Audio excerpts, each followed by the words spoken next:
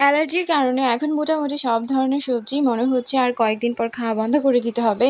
কারণ মোটামুটি সবকিছুতেই যখন আপনার অ্যালার্জি হয়ে যায় তখন আর খাওয়ার কি আছে এই করলা ছাড়া বলেন। অ্যালার্জি না থাকলেও স্ক্যাবিজের কারণে এখন সকল ধরনের অ্যালার্জি জাতীয় খাবার আপনাকে অ্যাভয়েড করতে হবে। যেহেতু আমাদের ফ্যামিলিতে ৩ জনেরই মোটামুটি স্ক্যাবিজের কিছু লক্ষণ আছে বা মোটামুটি ভালো অ্যালার্জির প্রভাব পড়েছে, যার কারণে হচ্ছে অ্যালার্জি জাতীয় খাবারগুলো এখন পুরোপুরি আমাদের বন্ধ করে দিতে হয়েছে। আর জানেনই তো সবথেকে সুস্বাদু আর টেস্টিকর খাবারগুলোই হচ্ছে অ্যালার্জি যুক্ত খাবার। আজকে দুপুরে আমি শীতল করব। অনেকদিন ধরে খাচ্ছিলাম না, শুটকির শীতল খাওয়ার খুব ইচ্ছে হচ্ছিল, যার কারণে কালকে এনেছে। কালকে রাতেও করেছি, আজকে দুপুরে ভাবছি আরেকটা করব, কারণ আমার খুব খেতে ইচ্ছে করছে। কালকে রাতে শুধুমাত্র শীতল দিয়ে আমি ভাত খেয়েছি, আজকে দুপুরেও আমার করতে ইচ্ছে করছিল। আমার প্রাচ্য এখানে শুটকি নিতে চাচ্ছে, বাট গন্ধ শুনে পরে এটা আবার রেখে দিয়েছে। আর এখানে আমি প্রাচ্যের কিছু ছোট ছোট গাড়িগুলো আমার কর্নারের মধ্যে গুছিয়ে রাখছিলাম, যাতে করে সে এগুলো দিয়ে খেলে। কারণ গুছিয়ে রাখার পরেই সে যেগুলো দিয়ে খেলে না ওইগুলো আবার নিয়ে যায় খেলার জন্য, ভাবে যে গাড়িগুলো হয়তো নতুন ইনটেক আছে। তারপরে আমার গাছে অনেকগুলো ফুল ফুটেছে, বৃষ্টির কারণে গাছগুলো অনেকটা বেশি ছড়িয়ে যাচ্ছে, দেখতেও ভালো লাগছে বেশ।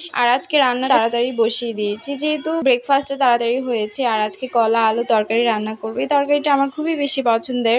আজকে অনেকটা দিন ধরে কোনো কাজ কর্মতেই কেন জানি করতে ভালো লাগছিল না। আসলে বাসার প্রত্যেকটা মেম্বারের যখন শরীর খারাপ থাকে তখন কোনো কিছুই ভালো লাগে না। চারিদিকে দেখতেই তো পাচ্ছেন সবারই ঘরে ঘরে সবাই অসুস্থ, জ্বর সর্দি কাশি ঠান্ডা লেগেই আছে সবার। আজকে দুপুরে করলা আলু ভাজি করেছি, এখন শীতলটা বসিয়ে দেব। তারপরে হচ্ছে আরেক চুলার মধ্যে আমি কলা আলুগুলো সিদ্ধ করব। প্রাচ্যের জন্য প্রত্যেক সপ্তাহে একদিন হলেও চিকেন আইটেম রান্না করা হয়, যার কারণে এখন আর শুটকিগুলো তেমন খাওয়া হচ্ছিল না। তাই আসলে আমার মনে হচ্ছে কিছু একটা মিসিং হচ্ছিল অনেকদিন ধরে। হঠাৎ করে মনে পড়লো যে শুটকিই তো খাওয়া হচ্ছিল না। কাটা ইলিশের বড়াটা অনেকদিন হয়েছে করিনি, তাই কালকে কাটা ইলিশও নিয়ে এসেছে। আমি ভাবছিলাম এই কয়েকদিনের মধ্যে করব, কিন্তু কাটা ইলিশের বড়া করতে হলে তো পাতা লাগে, যে কোনো পাতাই আপনার লাগবে, তাই ভাবছিলাম আনলেই আমি করে ফেলবো। আর এখন হচ্ছে পেঁয়াজ আর রসুনটা আমি কড়াইতে বসিয়ে দিয়ে শীতলটাকে বেটে নেব। বা শীতলটা বেটে করলে তাহলে আর কাটাটা তেমন লাগে না, খেতেও ভালো লাগে। আর তা না হলে কাটা বাঁচতে বাঁচতেই হচ্ছে খাওয়ার ইচ্ছেটা চলে যায়, যার কারণে মাকে যখন থেকে দেখেছি বেটে দেয় আমিও তারপর থেকে বেটে দেই। এটার সাথে হচ্ছে আমি মরিচের গুঁড়োটাও অ্যাড করে দেবো, তাহলে খুব সুন্দর স্মেশ হয়ে যাবে। শুধুমাত্র বড় কাঁটাটাই ফেলে দিয়েছি, আর বাকি কাঁটাগুলো আমি একদম স্মেশ করে বেটে নিয়েছি।